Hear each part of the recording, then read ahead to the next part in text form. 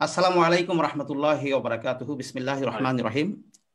World Muslim heritage research centre USA কর্তৃক আয়োজিত আজকের এই অনুষ্ঠানের সম্মানিত সভাপতি, আমার সম্মানিত শিক্ষক, সম্মানিত প্রধান অতিথি এবং আজকের অনুষ্ঠানের পরিচালক, সুধীয় দর্শক, সবাইকে সালাম ও শুভেচ্ছা জানিয়ে আমার সংক্ষিপ্ত আলোচনার দিকে আমি অগ্রসর হচ্ছি। আমাকে যে বিষয়টি দেওয়া হয়েছে সেটা হচ্ছে পলাশী ট্র্যাজেডির প্রভাবের উপর আলোচনা করার জন্য। আসলে আজকে যে বিষয়টি এখানে নির্বাচন করা হয়েছে অত্যন্ত গুরুত্বপূর্ণ, because we must know history, we must reflect from history, and of course we should be paving our ways from the learnings from history. আমি মনে করি এটি একটি সময় উপযোগী আলোচনা এবং এটা থেকে আমরা সকলেই উপকৃত হব ইনশাআল্লাহ। আজকে আমরা দেখতে পাই যে এই যে পলাশীর যে ট্র্যাজেডি, এটাকে হিস্টোরিয়ানরা বলেছেন it was a decisive war war the British soldier they won the war and they open the doors for further occupations and colonisations. এবং আমরা এই পলাশীর ট্র্যাজেডির পরেই দেখতে পাই একে একে যারা ব্রিটিশ সোলজার্স ছিল, যারা ব্যবসার নামে সেখানে ঢুকেছিল ভারত উপমহাদেশে, একে একে পুরো ইন্ডিয়াকে ওরা কলোনাইজ করে এবং তাদের শক্তি সামর্থ্য কাজে লাগিয়ে ইন্ডিয়া থেকে প্রচুর পরিমাণ, ইন্ডিয়ান সাবকন্টিনেন্ট অথবা ভারত উপমহাদেশ থেকে প্রচুর পরিমাণ সম্পদ ওরা লুটিপুটে নিয়ে আসে। এখানে একটা জিনিস খুবই গুরুত্বপূর্ণ আমি মনে করি আমাদের রিফ্লেক্ট করা উচিত। আমি যে ল্যান্ড থেকে কথা বলছি, this is the British land. এই ল্যান্ডের লোকগুলি গিয়েছিল আমাদের ভারত উপমহাদেশে সে সময় 1600 সালে ইস্ট ইন্ডিয়া কোম্পানি প্রতিষ্ঠা করে। এই লোকগুলি এক সময় তাদের খাবার ছিল আধা পোড়া মাছ এবং আধা পোড়া আলু। আপনারা সবাই জানেন যে ব্রিটিশদের এখনো ফিশ অ্যান্ড চিপস হচ্ছে মেইন ফুড, কারণ আমাদের যে সুজলা সুফলা শস্য শ্যামলা যে ভূমি, ফার্টাইল ল্যান্ড, যেখানে হরেক রকম ফল পাওয়া যায়, ফুল পাওয়া যায়, সুগন্ধি পাওয়া যায়। ইনফ্যাক্ট ইংল্যান্ডের 95% ফুলের কোনো সুগন্ধি নেই, কারণ এখানে যেহেতু টেম্পারেচার একেবারেই ঠান্ডা বেশি, যে কারণে ফুলের যে ফ্র্যাগনেন্স এটা তৈরি হয় না, এটার জন্য হিট প্রয়োজন। কিন্তু very important point is they had the aspiration, they had a vision. ব্যবসায়ের নামে অল্প কিছু বণিক যখন 1600 সালে ইন্ডিয়ায় গমন করে, ওরা গিয়ে বুঝতে পারে the land is very fertile but the people they are very cheap. The land is very expensive, very wealthful, but the people they are lacking the wealth of intelligence. এটা ওরা আজ করতে পেরেছিল, যে কারণে আমরা দেখি উইদিন 15 ইয়ার্স, 15 বছরের মধ্যেই ওরা বোম্বেতে তাদের ক্ষমতা প্রতিষ্ঠা করে। এবং পরবর্তীতে আমরা দেখি যে 1757 সালে পলাশী যে ট্র্যাজেডি ঘটেছে, সেই ট্র্যাজেডির মাধ্যমেই তাদের চূড়ান্ত বিজয়ের সূচনা হয় এবং একে একে আমরা দেখতে পাই যে ওরা পুরা ভারত উপমহাদেশকে তাদের করায়ত্তে নিয়ে আসে। শুধু দর্শক মণ্ডলী, সম্মানিত অতিথিবৃন্দ, আমাদের এখানে যে শিক্ষার বিষয়টা আছে সেটা হচ্ছে অ্যাসপিরেশন। আমাদের জাতি হিসাবে আল্লাহ রাব্বুল আলামিন আমাদেরকে অনেক সম্পদ দিয়েছেন, কিন্তু আমরা অনেক সময় আমাদের অ্যাসপিরেশন নাই, আমাদের ভিশন নাই। আমাদের যে ল্যান্ড, ভারত উপমহাদেশের land, this was the centre of attraction for everyone. আপনারা পর্তুগিজদের কথা জানেন, আপনারা ফরাসিদের কথা জানেন, এই ল্যান্ডকে সবাই টার্গেট করেছিল। এবং আমরা ইসলামের ইতিহাস যদি দেখি তাহলে সেখানে দেখতে পাই রাসূলুল্লাহ সাল্লাল্লাহু আলাইহি সাল্লামের সময় এবং পরবর্তীতে আরব বণিকদের সেখানে আসা যাওয়া আমরা দেখতে পাই ব্যবসায়িক স্বার্থে। এই জমিনটা আল্লাহ রাব্বুল আলামিনের একটি বড় নিয়ামত, যেটি আল্লাহ রাব্বুল আলামিন আমাদের দিয়েছেন, কিন্তু আমরা হয়তো এই জমিনকে রক্ষা করার জন্য যে ধরনের যোগ্যতা থাকা দরকার সেটা হয়তো আমরা দেখাতে পারি নাই। আমাদের পূর্ববর্তী যে ইতিহাস আমাদেরকে বলে, আমরা সেখানে আমাদের যে ইন্টেলেকচুয়াল যে স্ট্রেংথ দেখানোর কথা সেটা আমরা দেখাতে পারি না। আমাদের যে ভিশন অ্যান্ড অ্যাসপিরেশন এটা আমরা দেখাতে পারি না। আমরা অতি অল্প পয়সায় বিকৃত হয়ে গেছি। সবচেয়ে মজার ব্যাপার হলো যে আমি ভেলোরে গিয়েছি, সেখানে টিপু সুলতানের যে সমাধি স্থল রয়েছে, সেখানে অনেকের সাথে কথা হয়েছে এবং আমি কিছু হিস্ট্রিও পড়েছি।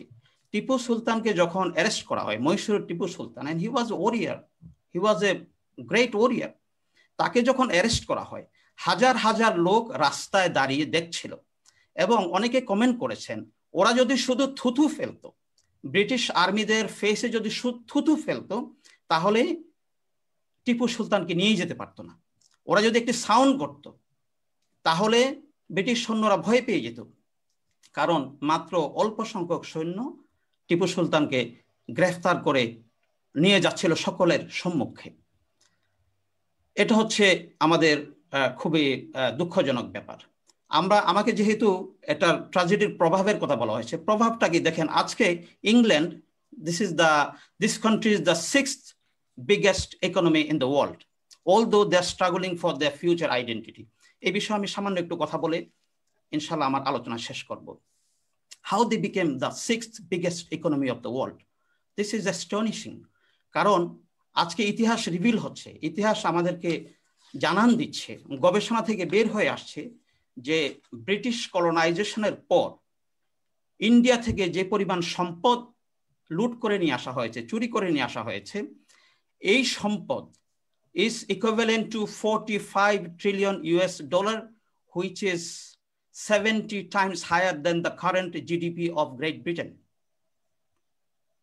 আজকে আপনারা পাতাল রেল দেখতে পান, 100 বছর 200 বছর আগে পাতাল রেল করে ফেলেছে, রেলওয়ে ইঞ্জিন আবিষ্কার করে ফেলেছে। In innovation, in many cases, they are ahead of the world and many other countries. How it was possible? The finance, where the finance came from?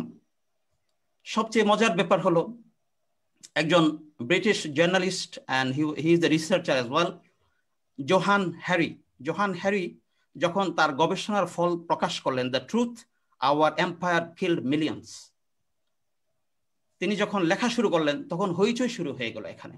এবং নীল ফার্গুসন নামে একজন বড় হিস্টোরিয়ান আছেন, তিনি ওকে নিয়ে ফান করলেন। He was so upset and he made a fun of him. তিনি বললেন হারি দ্য হরিবল। সো এইভাবে তাদের বর্তমানে, যেটা আমাদের ডক্টর বারি ভাই বলেছে, যে তাদের আজকে যাদের স্ট্যাচুস আছে ইউকেতে, অনেকে আছে যারা ক্রিমিনোলজির সাথে ইনভলভ ছিল, যারা স্লেভারি করে টাকা ইনকাম করেছিল।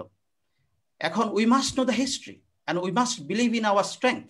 আমাদেরকে আল্লাহ রাব্বুল আলামিন যে জমিন দিয়েছেন, এই জমিনের একটা স্ট্রেংথ রয়েছে। এই আমাদেরকে আল্লাহ রাব্বুল আলামিন যে বুদ্ধিমত্তা দিয়েছেন সেটার একটা স্ট্রেংথ রয়েছে। এই বিষয়গুলিকে আমাদেরকে বুঝতে হবে। আজকে এটা এসেছে গবেষণায় যে while the million of Indians were starving to death because of the poverty, the British Londoners, they were having British bread. এমন কথা এসেছে যে ব্রিটিশ ললনাদের হাতে নেল পালিশ হয়েছে ইন্ডিয়ান মেয়েদের রক্ত দিয়ে, সাজসজ্জা করেছে। So these are the part of history, we must know about this. এখন আমি আসি একটা হিন্দি ডায়লগ দিয়ে বলি, তুঝে মুঝে প্যার লাগতা হ্যায়। আচ্ছা, হিন্দি ডায়লগটা বললাম এই জন্য, this is part of colonisation. We have to understand intellectual colonisation, we have to understand territorial colonisation, we have to understand physical colonisation, we have to understand cultural colonisation. এখন কিন্তু কলোনাইজেশনের বিভিন্ন ধরনের চেহারা তৈরি হয়েছে, বিভিন্ন ধরনের টেকনিক তৈরি হয়েছে কলোনাইজেশনের। আজকে বাংলাদেশের ছেলেরা এবং মেয়েরা আনফরচুনেটলি আমি শুনি যে আমি তোমাকে ভালোবাসি, এটা বলে না, বলে তুঝে মুঝে প্যার লাগতা হ্যায়, which is very unfortunate. Even they can't properly speak Bengali, they can't properly write Bengali, but they are very fluent in Hindi. Why is happening? And এই যে cultural aggression and cultural colonization, যেটা এটা আমাদেরকে western cultural colonisation and Indian cultural colonisation, Hindu cultural colonisation আমাদেরকে অনেকভাবে প্রভাবিত করছে। আজকে দেখেন আমাদের বিবাহ, শাদী, টেলিভিশনে, নাটকে, সিনেমায়, সব জায়গার মধ্যে আমরা দেখতে পাই যে আমরা অন্য একটি ভিন্ন জাতির কালচার দ্বারা প্রভাবিত হয়ে যাচ্ছি। যে কারণে আমাদের যে পরিচয়, একজন মুসলমান হিসাবে আমাদের যে পরিচয়, আত্মপরিচয়, সে আত্মপরিচয় আমরা ভুলতে যাচ্ছি। যে কারণে আজকের এই আলোচনা থেকে আমাদের এটা শিক্ষা নিতে হবে, we must have our own identity, own culture and own strength, and we should be regaining this as soon as possible. This is the message from today's discourses and discussion. Finally, আমি বলতে চাই, আজকে ভারতে যেই ভারত নিয়ে আমরা আলোচনা করছি, ভারত উপমহাদেশ নিয়ে আলোচনা করছি, এই ভারত উপমহাদেশের মুসলমানদের, আরো 2 মিনিট সময় রয়েছে স্যার, ইনশাআল্লাহ I will finish in 2 minutes. Okay, আমি বলছি যে আজকে ভারত, যেই ভারতের পেছনে, ভারতের উন্নয়নের পেছনে, I don't want to go for facts and figures because of the time constant, so I will be just touching upon this matter. যেই ভারতের পেছনে মুসলমানদের সবচেয়ে, ইন্ডিপেন্ডেন্স অফ ভারত, ভারতের ম্যাপ পর্যন্ত মুসলমানদের ড্রয়িং করা, যেই ভারতের এই ইন্ডিপেন্ডেন্সের পেছনে মুসলমানদের অনেক বড় অবদান রয়েছে, সেই ভারত আজকে মোদী সরকার মুসলমানদের জীবন জীবিকা নিয়ে তিনি গেম শুরু করে দিয়েছেন। তিনি কি বলেছেন, নেপালে 20 লক্ষ বাংলাভাষী মুসলমান আছে, they will be push back to Bangladesh. মামার বাড়ির আবদার, strange. So we should remind him about the history, we should know the history and remind him and his allies about the history, the Bengal, the history, read the history of Bengal. Bangla, Bihar, Orissa, these are ours. Assam is ours. Tripura is ours. West Bengal is ours. Orissa is ours. So give the land back. We don't mind to take the people back. Why the discrimination? Because of their faith and religion. We can't accept this. সম্মানিত অতিথিবৃন্দ, আজকের এই আলোচনায় আমি মনে করি যে আমাদের জন্য আই ওপেনার হবে। আমাদের সম্মানিত অনেক মেহমান রয়েছেন এখানে আলোচনা করার জন্য। আমি আসলে এখানে আমাকে ছোট্ট সুযোগ দিয়েছেন, এটা আপনাদের দোয়া এবং মনে করি কথা বলার জন্য, এবং আপনাদের কাছ থেকে আলোচনা শুনে আমি সমৃদ্ধ হতে চাই। আজকের এই অনুষ্ঠানের আয়োজক যারা আছেন তাদের সবাইকে আবার ধন্যবাদ জানিয়ে আমি আমার কথা শেষ করতে যাচ্ছি। আসসালামু আলাইকুম ওয়া রাহমাতুল্লাহি ওয়া বারাকাতুহু।